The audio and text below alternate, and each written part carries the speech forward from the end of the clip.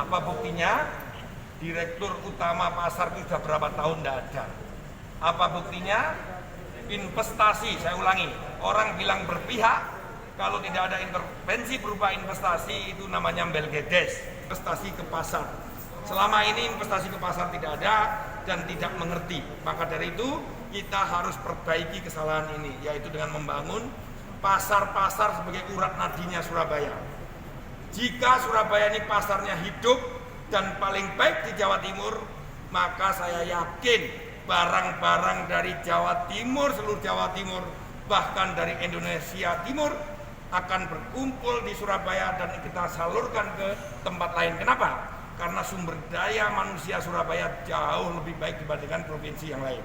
Insya Allah itu menjadi andalan kita untuk mengejar ketertinggalan yang pertumbuhan kita sekarang hanya sekitar 5%, paling tinggi sampai 7%. Kita insya Allah bisa lakukan. Saya sudah buktikan bahwa PDAM ketika saya pimpin hanya tumbuh sebelumnya 1%, 2%.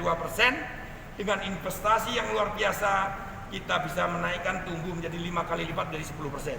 Saya yakin Surabaya juga demikian. Kalau kita fokus membangun infrastruktur pasar, maka pertumbuhan di Surabaya akan semakin bagus. Kita memastikan Surabaya maju, kotane makmur wargane. Pasar itu orang tua. Kita akan buat bahwa anak muda suka ke pasar, dan anak muda yang masih kuat, yang masih pintar, yang cerdas dengan energi yang tinggi ini akan berkreasi. Kita siapkan ruang. Ini penting sekali. Kita mengeluh, anak-anak muda sekarang mengeluh tidak punya ruang, tidak punya open space, tidak punya co-working space, hanya punya satu. Bayangkan kalau pasar-pasar ini menjadi komunitas co-working space dari masing-masing kampung, pasti pasarnya akan hidup 24 jam, dijaga oleh anak-anak muda.